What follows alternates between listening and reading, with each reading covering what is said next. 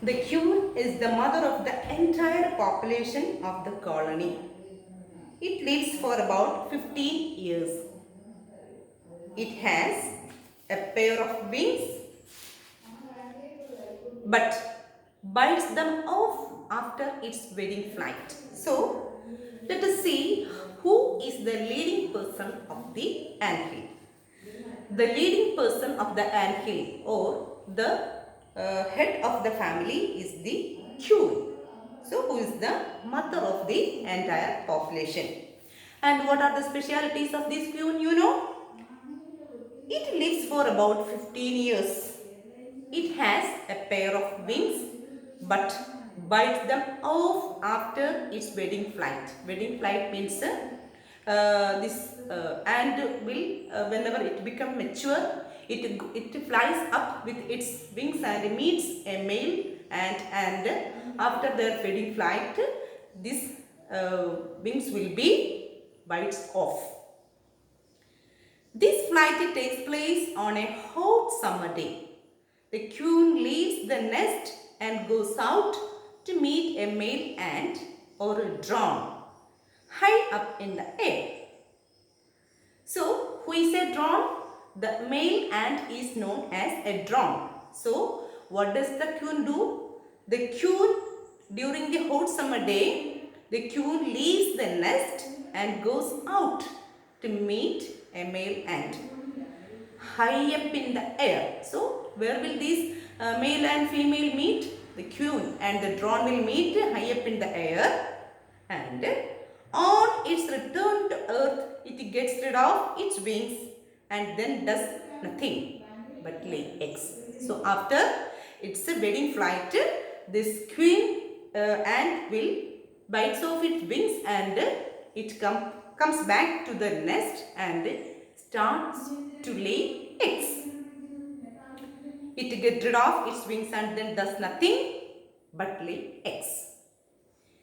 Eggs hatch and grubs come out. Soldiers guard them. Workers feed and clean them and also carry them about daily for airing, exercise and sunshine. So, after laying eggs, the eggs will hatch out and the young ones will come out. Young ones are called grubs. They are not just similar as the ants. They are very small creatures known as grubs. So, who will guard these grubs? You know, soldiers, because other insects or other animals can come and eat up these grubs. So, the soldiers guard them.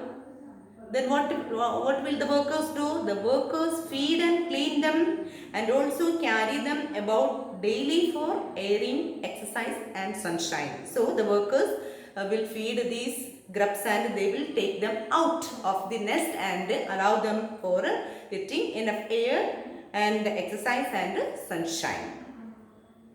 2 or 3 weeks later, grubs become cocoons and lie without food or activity for 3 weeks more.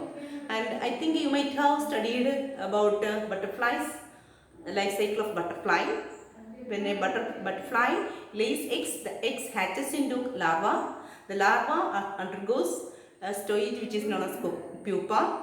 Pupa undergoes cocoon, in which the pupa will not eat anything and it will break up and forms the butterfly. Just like that, in the case of ants, the ants after hatching out, the eggs hatching out from the eggs, the grubs come out and a few days it will be fed and afterwards they will be inside cocoons. By this time these will not eat any kind of food. Now it's time for then the cocoons break and perfect ants appear. So there are different stages occurs in the life cycle of ant. The queen ant lays eggs. The eggs hatches out into grubs. The grubs undergoes a stage which is known as cocoon. By this stage, the organisms will not eat any kind of food. Then after that, these will hatches out and perfect ants will come out. Now, it's for teaching and training. New ants their duties from old ants as workers, soldiers, builders, cleaners, etc. So now after these perfect ants come out from the cocoon stage, they will be allowed to learn something from the soldiers, from the old ants. The old and grown up ants will teach these young ants, and they will divide some of them for as doing the household work, which are known as workers. Some has to protect the anthill, they are known as workers. They are soldiers, and some has to clean the house. So the young ants will be given divided duties. So now it is time for teaching and training. New ants learn their duties from old ants as workers, soldiers, builders, cleaners, etc. So workers will collect food and look after the young ones. Soldiers will save and protect the anthill. Builders will build the anthill, and cleaners will clean the anthill. These are the duties given by the young ants. After a few weeks training, the small ants are ready to go out into the big world of work. So after a few weeks of training, these small ants also will be able to do the duties as well of the old grown ants. So they will go out and start to do their work.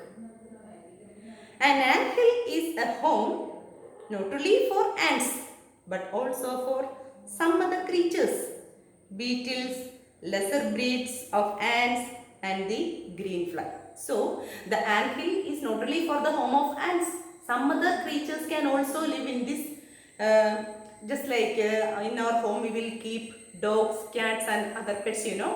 Just like that, in an anthill we will be able to see other kind of creatures such as beetles, lesser breeds of ants, and the green fly.